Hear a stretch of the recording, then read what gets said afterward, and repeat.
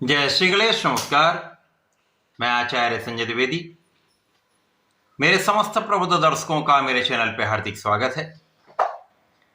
प्रिय दर्शकों, आज मैं नवग्रहों में राजा सूर्यदेव के राशि परिवर्तन प्रभाव को लेकर आपके सम्मुख उपस्थित हूं। सूर्यदेव 14 मार्च को अपनी राशि का परिवर्तन करेंगे तथा वर्तमान कुंभ राशि को छोड़कर देवों के गुरु गुरुदेव बृहस्पति की राशि में प्रवेश करेंगे। मीन राशि में इनका प्रवेश होने वाला है। इस प्रकार से सूर्यदेव मित्र की राशि में भी होंगे तथा राहु के दुष्ट प्रभाव से मुक्त होकर अपना संपूर्ण कार्यकत्व प्रदान करने जा रहे हैं। प्रिय दर्शकों, नवग्रहों में सूर्य जो राजा हैं, तो राजा के समान ही इनका कर्तव्य है, उत्तरदायित्व है, क्षमता है, सामर्थ्य है, एक विशेष आभा मंडल है, साथ ही साथ अनुशासन, नेतृत्व का गुण सूर्य ही देते हैं।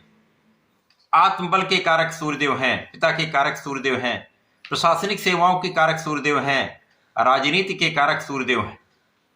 तो अभी तक जो सूर्य कुंभ राशि में कुछ निर्बल भी थे, राहु के साथ ग्रहण में भी थे, अपना संपूर्ण प्रभाव नहीं दे पा रहे थे, परंतु अब ये बलवान होकर समस्त राशि के जातकों के लिए कुछ विशेष स्थितियां बनाने वाले।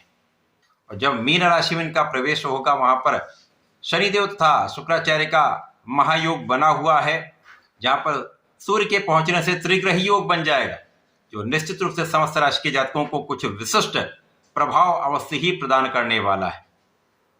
प्रिय दर्शकों, आज मैं कन्या राशि के लिए सूर्य के इस राशि परिवर्तन का, त्रिग्रही योग का तथा योगों का किस प्रकार से आपको लाभ मिलने वाला है, किन किन भाव में वृद्धि होगी अथवा कहीं पर कोई अवरोध या समस्या तो उसका क्या निराकरण, संपूर्ण विश्लेषण मैं पूर्ण तर्क के साथ करने जा रहा हूं। प्रिय दर्शकों, इस राशिफल को आप अपने लग्न तथा राशि दोनों के अनुसार देख सकते हैं। कन्या राशि के लिए यदि हम अवलोकन करें, सूर्यदेव आपके द्वादश के स्वामी, अब व्यय भाव के स्वामी का गोचर आपके केंद्र के भाव सप्तम भाव में आरंभ होने वाला है। केंद्र का भाव सर्वाधिक प्रबल भाव है, यहां पर समस्त ग्रह वैसे ही बलवान हो जाते। यहाँ पर सूर्यदेव मित्र की राशि में होकर पहले से अधिक क्षमतावान तथा अपना संपूर्ण प्रभाव प्रदान करने वाले। यहाँ पर रवि शुक्र योग केंद्र के भाव में बनने वाला है, क्योंकि उच्च के शुक्राचार्य का गोचर भी यहाँ पर चल रहा है, जिसके कारण कुछ विशिष्ट प्रभाव अवश्य ही प्राप्त होंगे। इस समय में सप्तम भाव में सूर्य का गोचर आपके लग्न पर सीधा प्रभाव डालेगा, क्योंकि सूर्य की एक ही दृष्टि है जो लग्न पर पड़ रही है। लग्न पर जब इनकी दृष्टि का प्रभाव पड़ेगा तो बुध की जो निर्बलता है वो कम होगी, जिसके कारण आपकी लग्न को प्रबलता प्राप्त होगी, आपका सामर्थ्य बढ़ेगा, जड़ दोष में कमी आएगी तथा आपके शारीरिक तथा मानसिक स्वास्थ्य में पहले से अधिक सकारात्मक प्रभाव प्राप्त होने लगेगा।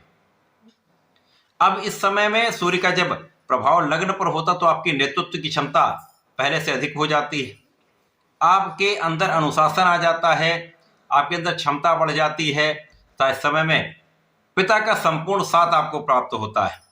पिता के सहयोग से, राजनीतिक भाव से, यदि नौकरी में तो उच्चाधिकारियों के साथ, शासन प्रशासन का साथ आपको प्राप्त हो जाता है, तो उससे कुछ विशिष्ट लाभ अवश्य ही प्राप्त होते हैं। और जब इस समय में मार्च माह में ही बुध वक्री से मार्गी हो जाएंगे और राहु से इनकी दूरी बढ़ने लगेगी, तो इस समय का एक विशिष्ट प्रभाव आपको प्राप्त होगा। जब लग्न का प्रभाव भी बढ़ेगा, आपकी बुद्धि का बल भी बढ़ेगा, आपकी गणनाओं की क्षमता में भी वृद्धि हो जाएगी, जिससे आपको सभी क्षेत्रों में अच्छा लाभ मिलने वाला है। चाहे वो नौकरी का क्षेत्र हो, वहां पर भी आप विचार करके काम करेंगे, आपका एनालिसिस बहुत अच्छा रहेगा। व्यापारिक भाव में आपका व्यापारिक विस्तार होगा तथा प्रोफेशन में अच्छे अवसरों की प्राप्ति होगी।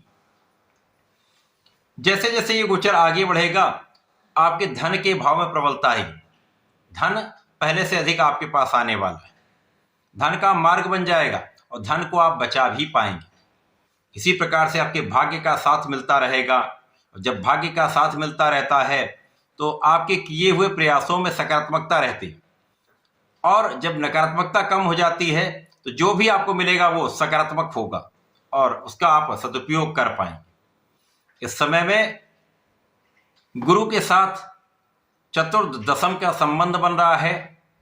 गुरुदेव बुध की ही राशि में गोचर कर रहे हैं, मिथुन राशि में इनका गोचर है।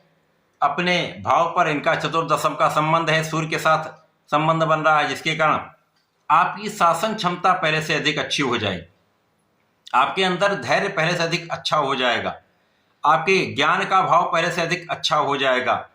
तो जो भी आप करेंगे वो पहले से विचार करके ही करने वाले, तो त्रुटि की संभावना कम हो जाएगी और हानि की संभावना भी कम हो जाएगी। इस प्रकार से जब यहाँ पर शनि, शुक्र और सूर्य का महायोग आपके सप्तम भाव में बना हुआ है, बनेगा, तो इस समय में आप कर्मठ हो जाएंगे। शनिदेव का अपना प्रभाव, ये कर्म प्रधान देव हैं। अब सूर्य के साथ अवश्य ही होंगे, इनमें मतभेद अवश्य है, लेकिन दोनों अपना कार्यकर्तव्य पूर्ण करते हैं, दोनों अनुशासन देते हैं। तो आपके अंदर अनुशासन भी होगा, आप अपने काम को पूर्ण रूप से संपन्न करेंगे। और यदि आलस्य का त्याग कर दिया आपने, तो इस समय का सदुपयोग आप करके अच्छा लाभ ले पाएंगे। इसी प्रकार से इस समय में आपकी ज्ञान शिक्षा में सुधार हो जाएगा। ज्ञान शिक्षा के भाव में प्रगति होगी, जिसका आपको लाभ अवश्य ही प्राप्त होगा। यदि आप विद्यार्थी हैं तो इस समय में आपका परिणाम पहले से अधिक अच्छा आने वाला है। साथ ही साथ संतान पक्ष बलवान होगा, संतान से अच्छे समाचार की प्राप्ति का योग बन रहा है। इस समय में आप विवेकशील रहने वाले, इस समय आपका विवेक जागृत रहेगा। तो जो अभी तक जड़ दोष का प्रभाव चल रहा है वो धीमे धीमे आपके लिए नकारात्मक प्रभाव कम कर देगा और आपको आपके क्षेत्र में आगे बढ़ाने का, सफलता देने का कार्य होने लगेगा।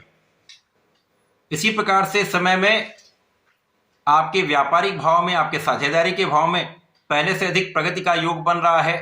यदि यहाँ पर आपने नियंत्रण रखा, किसी प्रकार का अंधविश्वास नहीं किया, लेकिन अपना पूर्ण नियंत्रण अपने कार्यक्षेत्र में रखा आपने, आप सोच विचार कर यदि यहाँ पर आपने काम किया, तो साझेदारी में भी एक अच्छा लाभ आपको प्राप्त होगा।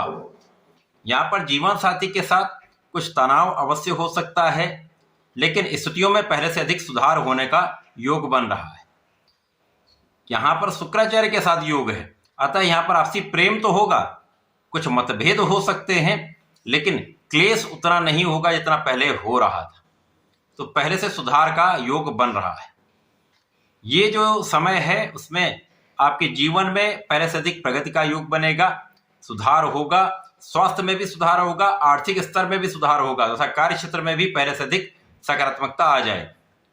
इस समय का उपयोग करने के लिए आपको नियमित रूप से भगवान सूर्यदेव को जल देना चाहिए, ओम घृणी सूर्याय नमः का जप करना चाहिए, तथा इस समय में यदि गणपति महाराज के संकटासन गणेशोत्तम का पाठ करते रहते हैं तो निश्चित रूप से इस समय का कष्ट कम होगा और आपके समस्याओं का निवारण होगा, लाभ वृद्धि अवश्य होगी। तो ऐसा करके इसका लाभ लें। धन्यवाद, नमस्कार।